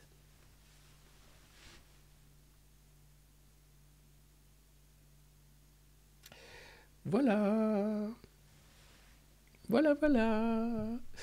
Ah oui, tu peux te mettre... manger des haricots, manger du carton. Alors, que raconte cette interview? Vous allez voir, c'est pas folichon, hein, c'est Elisabeth Borne en même temps, c'est jamais très folichon, on est plutôt sur des trucs. Ce vendredi soir commencent les vacances de la Toussaint. Assurez-vous aux Français qu'ils auront du carburant. Grâce aux mesures que nous avons prises, la situation est en nette amélioration depuis le début de la semaine. Je ne vais pas vous dire que la situation sera à 100% réglée pour les départs en vacances, mais les Français peuvent partir confiants. Ils auront moins de difficultés pour trouver du carburant avec la perspective d'un retour à la normale dans les 2 jours qui viennent. 90% des stations d'autoroute fonctionnent normalement. Ok, donc il faut prendre l'autoroute pour choper de l'essence. Super. Est-ce qu'il y a eu un défaut de planification avec la crise de carburant? Nous sommes dans une crise écologique et énergétique comme nous n'en avions jamais connue. Bof. Tu connais l'air glaciaire? Non? Ah, ben, pas grave. Eh ben, et voilà. Il y a des difficultés d'approvisionnement. Il s'agit de faire, entre maintenant et 2030, plus que ce qui a été fait depuis 90. Faire plus en 8 ans que ce qui a été fait en 32 ans. Ah, on va morfler. Ah, on va en bouffer du carton. Ah, on va en chauffer des pâtes en 2 minutes. Hein. Ah ouais. Alors, en 6 mois, votre plan va-t-il marquer un vrai tournant? France Nation Verte. Ayant été ministre de la Transition écologique sous le précédent quinquennat, je ne me sens concerné forcément. Nous avons tout de même réduit 2 fois plus vite nos émissions de gaz à effet de serre que sous François Hollande et Nicolas Sarkozy. Nous devons faire encore 2 fois plus vite. Ils passent leur temps avec il faut aller plus vite. Plus loin, plus vite, c'est ce qui a coûté à Liz Truss son job de première ministre. Ouais. C'est ce qui fait que l'Europe aussi est dans une crise permanente. Il faut toujours aller plus loin, plus vite. C'est formidable. Nous devons donc, il n'y aura pas de mesures magiques. Hein. Il faut agir dans tous les domaines, fixer des objectifs, négocier une stratégie avec chaque filière, chaque territoire, des plans d'action. Mobilisation générale, c'est le mot-clé, hein, comme Christophe Barbier. Mobilisation générale. Mais enfin, à quoi sert la planification de la transition écologique? Il faut avoir une vision d'ensemble. Hein. Nous avons identifié 22 chantiers qui couvrent tous les domaines. Mobilité, logement, façon de produire et de consommer. Restauration et biodiversité des écosystèmes. Ah, d'accord. Ensuite, comment s'appelle ce projet? Comme il faut une mobilisation de tous, notre ambition est de faire de la France une nation verte. Donc, nos actions s'incarnent sous la bannière France Nation Verte. J'aimerais bien savoir quelle boîte de pub ils ont payé pour sortir ça. Comment qu'on appelle le plan de planification écologique? France Écologie de France 2030, France Vert, France Verte, Vert France, Bleu, Blanc, Vert, le drapeau vert, au vert citoyen, planification française verte, passe vert, Green Pass, QR code, France Nation Verte. Bingo. Super. Bon, ça fera 500 000 euros comme d'habitude. Merci. De rien. Merci. Bleu, blanc, vert. Moi, j'aurais appelé ça bleu, blanc, vert. Mais du coup, tu te dis, c'est quoi ce drapeau? C'est l'Irak? Non. Ouverture. Ouais. FNV. France Nation Verte. FNV. Eh ben, c'est beau. Hein. Bah, c'est beau. Hein. C'est un joli nom hein, que vous avez trouvé. Hein. Je suis bien content. Vous reconnaissez que la planification va détruire des emplois. Nous n'assumerions pas nos responsabilités si nous ne nous disions pas qu'il y aura des destructions d'emplois. Les salariés qui travaillent aujourd'hui sur des moteurs thermiques, par exemple, dans les fonderies, l'ont bien compris. Il faudra aider à la réindustrialisation de certains territoires et accompagner la reconversion de ces salariés vers de nouveaux métiers. Moi, j'aimerais bien accompagner la reconversion de Christophe Barbier vers le métier de technicien de surface. Moi, j'aimerais bien accompagner la reconversion de Gérald Darmanin du métier de ministre de l'Intérieur vers celui de vigile de supermarché. Moi, j'aimerais bien accompagner la reconversion de tous ces gens-là vers des vrais métiers qu'ils ne connaissent pas. Moi, j'aimerais bien qu'ils comprennent ce que c'est que la précarité, ce que c'est que le chômage forcé, subi, ce que c'est que avoir peur parce qu'on ne sait pas à quelle sauce on va être mangé. Moi, j'aimerais bien qu'ils comprennent un peu. Non. Eux, ce qu'ils font, c'est qu'ils accompagnent la reconversion des salariés vers de nouveaux métiers. Ah ouais. Dis donc. Si nous voulons mener ces transformations, non, en fait non, on va te faire foutre. Si, il faut leur donner des perspectives. Expliquer qu'ils pourront travailler dans d'autres filières. Tu vois, tu vas pouvoir travailler en EHPAD. Non mais moi, mon truc, c'est les moteurs. Eh ben, regarde, le corps humain, c'est un peu comme un moteur qu'il faut bidouiller. Non, j'ai pas envie de nettoyer des couches. Moi, ce que j'aime, c'est l'huile, pas le caca. Mais écoute, ferme ta gueule, tu vas aller bosser, sinon on t'enlève tes allocs. C'est compris? Super la transformation, c'est bien foutu. Hein. Ouais. Donc c'est les perspectives, hein, les autres filières, tout ça. Nous passons déjà de la société du tout jetable à celle de la réparation, du réemploi et du recyclage. C'est beau. Nous passons de la société du tout jetable à celle de la réparation, du réemploi et du recyclage. Ce qui peut expliquer, par exemple, la longévité de Nicolas Sarkozy, hein, le fait qu'il n'est pas encore en tôle. C'est peut-être parce qu'on est passé de la société du tout jetable à celle de la réparation, du réemploi et du recyclage. C'est quand même bien foutu. Les plus riches ne doivent-ils pas contribuer davantage? C'est une question... Coup de poing. Ils doivent évidemment contribuer à cette transition. Ils peuvent y contribuer, y compris sur leur modèle de consommation. Bah alors les riches, qu'est-ce qu'on fait de cette thune? Bah, en ne prenant pas de jet privé, par exemple. Ils peuvent nous aider à accélérer vers l'avion zéro carbone. Si nous avons l'objectif d'un avion bas carbone en 2035, il est logique que ce soit plutôt pour les jets. Donc le riche va pouvoir continuer de polluer, mais avec un avion bas carbone. C'est bien foutu. Hein. C'est quand même bien foutu ce foutage de gueule. Ça tourne en rond, c'est génial. Est-ce qu'ils peuvent contribuer? Oui, en nous aidant par exemple avec la filière de l'avion bas carbone. Et ensuite en achetant des avions bas carbone. Ils montrent l'exemple, les riches. Et c'est quand même les gens qui polluent le plus qui polluent le moins. Parce qu'ils disent que voilà, nous on pollue beaucoup, mais on t'emmerde. Mais en plus, tu sais quoi, on fait des super efforts. Il y a des mecs qui vivent, comme Pouyanné, ils ont vécu avec que 3 millions par an en 2020 avec le Covid. Quel effort t'as fait, toi? Je veux des sous de l'État, je veux des sous de... Ben alors, pendant que nous, on se saignait aux 4 veines pour vivre avec 3 millions par an. C'est dingue. Hein, c'est triste, 3 millions par an, tu fais rien. Tu crois que je vais m'acheter un avion bas carbone avec 3 millions par an? Damn it. Des jets privés. Ah là là. Autre sujet d'inquiétude, 55, c'est le nombre de femmes et d'enfants retenus dans les camps de prisonniers djihadistes dans le nord-est de la Syrie qui viennent d'être rapatriés hier en France. Une dizaine de femmes, une quarantaine d'enfants apparemment, qui étaient toutes des djihadistes hein, ou des femmes de djihadistes qui voulaient bien sûr massacrer nos démocraties libérales et qui donc ont été volontaires pour rentrer quand même. Hein. Alors le sujet, c'est les enfants, bien sûr. C'est la plus grosse opération de rapatriement depuis 3 mois. 16 mères et 35 mineurs avaient été rapatriés le 5 juillet. Voilà, et ça n'arrête pas. Et la question après, c'est évidemment, elles arrivent, elles vont en tôle, et on juge de leur dangerosité. Alors, tu veux tuer des gens? Tu veux les égorger? Le califat, ça n'a pas marché? T'as fait combien de gosses? Ouh là là là. Tu leur as dit qu'il fallait tuer les koufars? Aïe. Ils vont aller à l'école? Et toi, qu'est-ce... D'accord, très bien. Et on fait quoi, sérieux? Non, on est bien gentil. On est bien gentil, à tel point que je crois qu'il y a je ne sais pas si la news est à vérifier, mais qu'un mec, un djihadiste est rentré en France avec un bras en moins, il touche des allocations handicapées.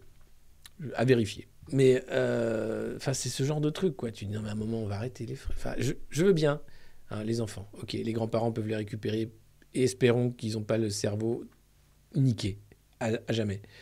Mais ces femmes qui ont choisi cette vie, ben voilà, quoi. Rapatrier, ouais, bien sûr, bien sûr.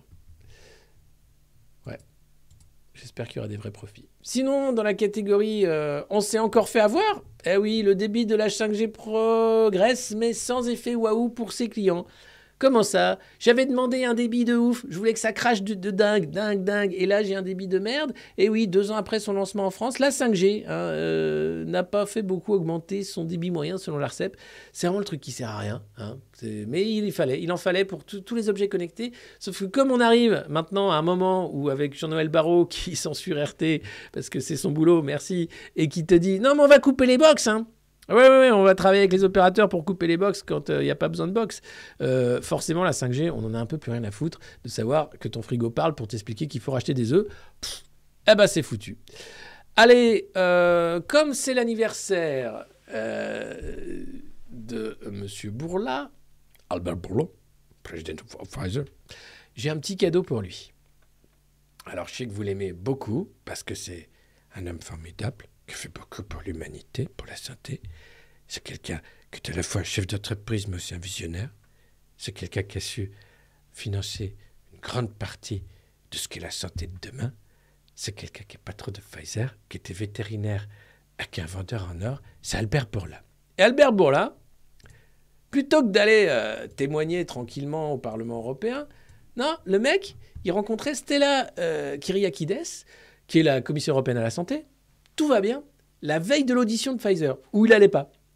Et donc, la Commission européenne t'explique qu'elle est très contente de rencontrer Bourla à Washington, hein, parce qu'ils ont encore plein de partenariats à faire avec Pfizer hein, et BioNTech, à la fois pour la vaccine stratégie, mais ensuite, maintenant, ils veulent acheter encore plein d'ARN pour le cancer, plein de trucs. Pfizer, là, ils ont fait un truc, ils ont vu... T'as vu ça? T'as vu les truffes? On peut leur balancer tout ce qu'on veut à des prix défiant toute concurrence, ils achètent. I know Ursula, she's a good friend. She buy everything Pfizer. Donc, si ça, c'est pas de la provocation ou de la corruption, ou pire, je sais pas ce que c'est. La Commission européenne de la santé, la veille des auditions Pfizer, rencontre le patron de Pfizer qui échappe à l'audition, puisqu'il n'y va pas, à Washington. C'est l'Europe. Vous allez me dire, c'est normal, c'est là-bas que ça se joue. Hein. Pour dire, mais c'est super, on adore Pfizer. Pour bien rassurer Bourla que les auditions serviraient à rien, que le scandale n'éclatera pas. Seulement, depuis l'audition, on comprend que, mais quand même, pourquoi on a autant menti aux gens? On n'a pas menti, c'est pas vrai. On a expliqué des choses, ensuite, ça a montré que c'était vrai. Oui, mais on a à la base dit des trucs qui étaient complètement faux. Non, c'est pas ça du tout. Bon, alors, je vous mets la petite vidéo, c'est en anglais, je suis désolé, mais vous allez très vite comprendre que le mec raconte de la merde depuis le début, et qu'à chaque fois, c'est encore mieux. Allez, c'est cadeau. A lot of indications right now that are telling us that there is a protection against transmission of the disease. There is no variant that we have identified that escapes the protection of our vaccine. Against COVID, to come now with a treatment of 90% effectiveness, personally makes me very proud about. And we know that the 2 doses of the vaccine offer very limited protection, if any. The 3 doses with a booster, they offer reasonable protection. It is necessary a 4th boost right now. The protection that you are getting from the 3rd, it is good enough, actually quite good for hospitalizations and deaths. It's not that good against infections, but doesn't last. C'est génial. 2 doses, 90%, brilliant.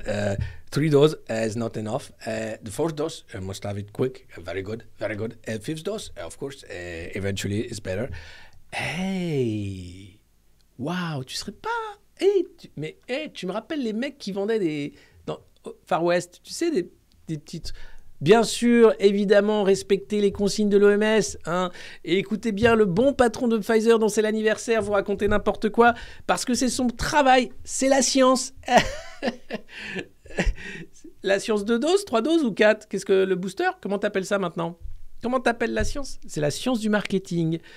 Voilà, c'est merveilleux. On ne s'en lasse pas. Ces gens-là sont formidables. Je ne sais pas quoi dire en réalité. Si ce n'est que je ne sais pas comment ça tient, ce Bernier. Ça tient par un miracle peut-être. Non, la résignation, je crois, l'apathie des gens, c'est malheureux. Merci d'avoir suivi cette revue de presse. Vous êtes de plus en plus nombreux et je vous en remercie. N'hésitez pas à vous abonner si vous aimez ce stream quotidien. En faire la promotion autour de vous. Vous pouvez mettre un pouce sous cette vidéo si vous êtes sur YouTube, la partager également, commenter, bien sûr. L'idée, c'est de monter dans les algorithmes tant que nous ne sommes pas censurés. La boutique arrive, mais il nous faut le NIF. Alors le NIF, c'est le numéro d'identification fiscale du monde moderne, la société du monde moderne. Et comme je suis très bien organisé, je ne l'avais pas à disposition, donc il faut que j'en fasse la demande. Enfin bref, voilà. Si vous avez notre NIF, allez-y. Sinon, abonnez-vous. Déjà, c'est toujours ça de prix. Mais pour la boutique, il faudra encore patienter. Et puis, j'ai eu cette idée quand même géniale du t-shirt. Allez bien vous faire.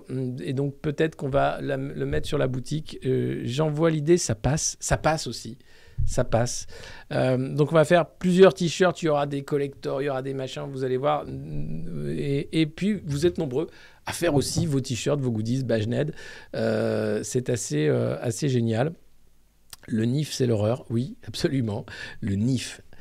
Déjà, rien que le nom, tu fais... Le NIF, c'est un truc de Harry Potter, le NIF ? Non ? Moi, je vois bien le petit monstre, tu vois, qui... Un petit truc, un petit monstre gentil, quoi. L'URSSAF, quoi. En tout cas, voilà. Donc, merci à vous. La revue de presse revient lundi. Nous sommes... tous très heureux de vous compter parmi la communauté des Modernos, une communauté bienveillante qui ne fait que s'agrandir. Ça fait maintenant presque 2 ans, c'est la 3e saison pour cette revue de presse. Je partageais hier sur Twitter l'invention de Timmy quand il s'appelait encore Kevin. Et c'était déjà une question d'inflation, d'inégalité flagrante et de régression sociale. On fait du surplace. Évidemment, on a encore dépassé les 2000, donc ça veut dire que bientôt, il y aura l'émission culinaire pour cet hiver. Et puis, restez fidèles à vous-même. Ne prenez pas ça trop au sérieux parce que évidemment on peut pas prendre ça au sérieux quand tu vois la lèche d'Hanouna à Darmanin. T'as compris qu'il y a rien qui va nulle part. Ici on est bien et puis guettez bien sûr mon portrait dans l'IB. On verra ce que ça va donner. Ce sera pas tout de suite. En tout cas, ça reste d'être rigolo. Je ne sais pas si j'avais des annonces de service à faire. Le NIF à vif, non. À part à la boutique qui arrive. La recette de pâtes crues, ce sera peut-être d'ailleurs l'émission culinaire. Comment manger vos pâtes au carton crues. Ça pourrait être une très, très, très, très bonne recette. Soyez féroces, mais vous l'êtes déjà. Donc, je n'ai pas à vous dire d'ailleurs quoi faire. Merde, faites ce que vous voulez. Je vous laisse en compagnie de nos liens et adresses si vous souhaitez nous aider ou bien nous retrouver en dehors de cette revue de presse. Voilà, c'est partout par là. Vous trouverez donc Patreon pour donner des sous, nous soutenir. Twitch, ici, c'est là. Vous pouvez vous abonner d'ores et déjà ou nous suivre, tout simplement. YouTube, évidemment, et le Discord. Et si vous voulez recevoir l'incroyable élastique à chibre du monde moderne, il suffit d'envoyer une enveloppe timbrée à vos noms et adresses au 112 avenue de Paris, CS 60 002 94 306 Vincennes, CEDEX, à l'adresse du monde moderne. Voilà. Vous pouvez aussi envoyer des croquettes, des chèques cadeaux, des chèques repas, des cartons, des petits mots, tout ce que vous voulez après tout. C'est fait pour. Je vous laisse en compagnie de Vieux Macroniste avec le tube Vieux Macroniste. Je vous souhaite une excellente journée et un très bon week-end. Et voilà. Hein, et tenez bon, tout ça n'est qu'un moment difficile à passer.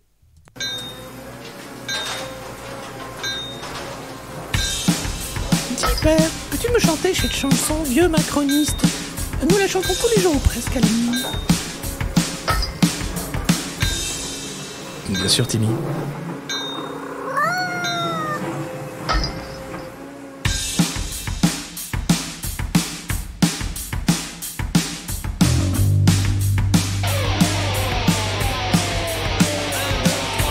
Vieux macroniste! Vieux macroniste! Mao 68 maintenant, total fasciste! Je préfère la télé, surtout le gaz de schiste! Plutôt que décamper, tu t'accroches, tu t'enquistes! Vieux macroniste! Vieux macroniste!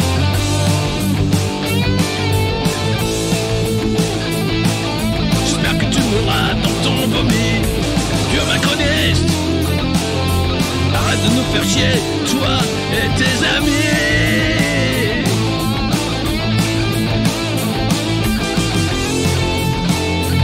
Oh, vieux macroniste, tu t'accroches, tu t'enquistes.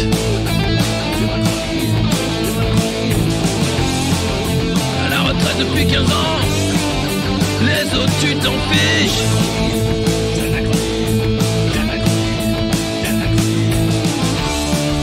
Toi tu pars en croisière, tu laisses crever tes fils. Le climat c'est une blague, et la France tu la fistes. Vieux macroniste, j'espère que tu mourras dans ton vomi. Arrête de nous faire chier, toi et tes amis. Tu te crois VIP mais t'inquiète t'es sur la liste. Manu va pas te rater, tu vas voir comme ça glisse. 75 ans de conneries mais demain c'est fini. Profite encore de la vie tant que tu sens pas la piste. Vieux macroniste,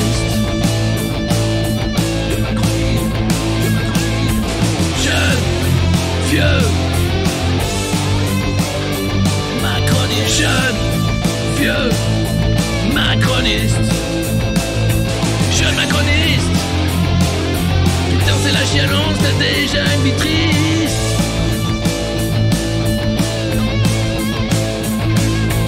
Jeune macroniste, CBC McKinsey, t'as un costume d'artiste. Tu rêves de prime chiche, toi tu niques déjà le fisc. Tu soutiens Zelensky pour cacher tous tes vices. Jeune macroniste, jeune, vieux macroniste, ni dans la kiffance d'un pays devenu triste.